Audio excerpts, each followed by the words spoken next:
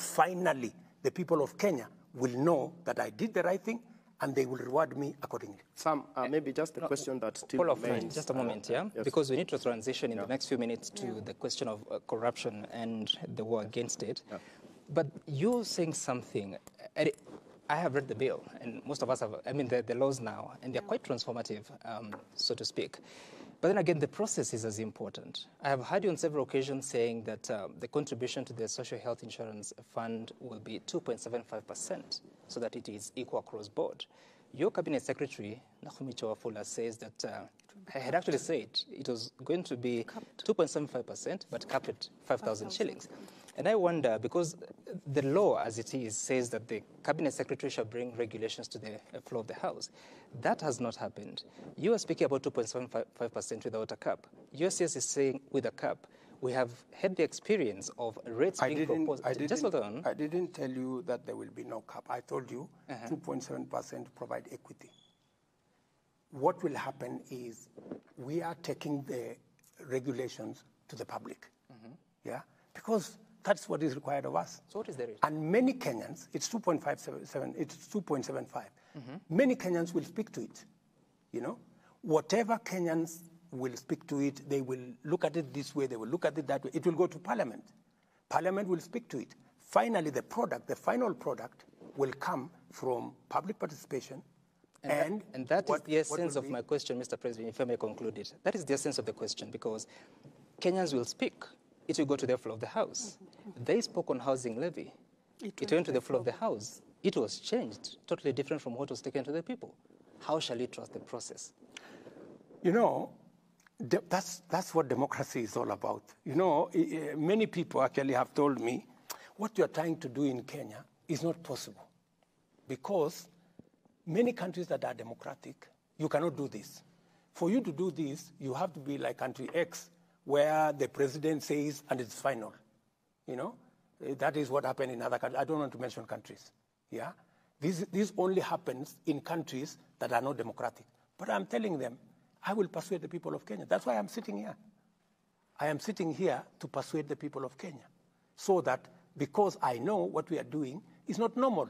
And by the way, it is not that I expected that it was going to be smooth sailing. I knew it was going to be difficult. Because what I am trying to do is transformative. What I am trying to do is to change Kenya. I am challenging the status quo. I am challenging what has always been there, the norms. And that's why even you guys, you look at me and you're wondering. But, you know, that's how we are going to change a country. Changing a country is not a walk in the park. Utahusisha wananchi katika hili swala? Kabisa, si ndio nimekuambia. Saa hizi tumepublish regulations. Sasa imeenda bila mabadiliko yoyote kama imeenda kwa wananchi. Na je, hisia za mwananchi utazisikiza ama utazikumbatia? Vile wananchi walibadilisha housing levy, si nilikubali. So ikienda bunge, ikienda kwa wananchi, wananchi wenyewe waseme. It is not citizens that changed it, it is parliament. It's parliament. You should go and read the public participation report. I read it, and majority of them were opposed to the introduction of it. Go and read it again, and Parliament took into account the views of the people who went to for public participation. And you see, Parliament is also an independent institution. You want me to dictate to Parliament, and I will not, Sam. You know that's not possible. Mheshimiwa, naomba tuendelee na mjadala sasa katika swala la vita dhidi ya ufisadi. Umekuwa na umetoka kifua mbele, baadhi ya hotuba zako katika kipindi cha wiki moja pia imesisitiza sana swala hili la vita dhidi ya ufisadi. Lakini kwa upande mwingine hizi asasi ambazo zimepewa majukumu ya kutekeleza vita hivi pia ni kana kwamba vinasukumwa huku na kule. Kwa sababu gani? Nitakupatia mfano. Kesi ya Kimwarer na Aror hivi majuzi imetaja kuwa hakuna ushahidi wa kutosha. Kulikuwa na jitihada pale za tume ya ufisadi na maadili nchini katika kuhakikisha kwamba wanatengeneza kesi. Je, ina maana kwamba asasi zako kuna baadhi zinalegea katika kutekeleza wajibu wake, kwa mfano afisi ya DPP? Kwanza niliwaambia Wakenya katika serikali yangu hakutakuwa na pesa ya kuibiwa. I think I made that statement. I said there will be no money to be stolen. And many people are wondering what that meant. Because what we are doing now, for example, and I will come back to your question, because we are talking about corruption. Yep. How do we put mechanisms in place to stop theft, corruption, pilferage? And I have told you the greatest enabler that is going to make us overcome the challenge of corruption is through digitization. It is the reason why I embarked on digitizing government services. From 350, now we are at 14,000. We were collecting 60 million on e-citizen every day. Today we are collecting 600 million every day. My plan is that by next year, we should be collecting minimum 2 billion shillings on e-citizen every day. What does that do? It stops the corrupt. It stops people stealing. It stops pilferage. And for your information, let me just give you a statistic. KWS, right? Their budget for a whole year was 4.3 billion, but given them actually a budget of 4.5 billion. In 6 months, because of e-citizen, in 6 months, they have collected 4.3 billion. Half the year, they have collected what we had, what they had been given as an estimate for the whole year, which means by the end of this year, they will double their collection. I'm just giving you one incident. So what will that do? That is how my plan on how to manage corruption, number one. Number two, I promised the people of Kenya that the independence of the judiciary is going to be sacrosanct.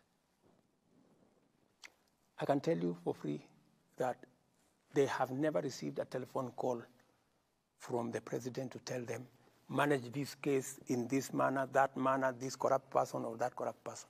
I promise the same to EACC, I promise the same to DCI, I promise the same to DPP.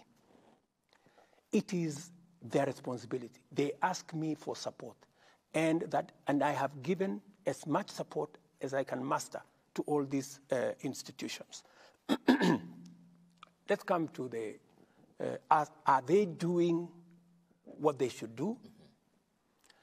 It is not for me to judge. It's for the people of Kenya to judge, because they report to us. I am telling them what I can within the separation of powers, that it is our expectation. That's why I'm speaking publicly, in public fora, to tell them, look, you know, the people of Kenya have expectations that those who are corrupt, and if there is anybody who is corrupt, has a matter, and they say, and one of the agencies say, oh, the president told us not to prosecute this person, I would say in public, in front of TV, they should tell me, because I will never do such a thing. Coming to Kimwarer, if you followed Kimwarer, I said in the campaign trail that the case for Kimwarer was a fraud, because it was. You know, because it was. Because that case was being used politically. And that is why I have said we do not want political cases. And that's why I have told the investigative agencies, I don't want them to help me with politics. I will do my politics. I will look for supporters. I will look for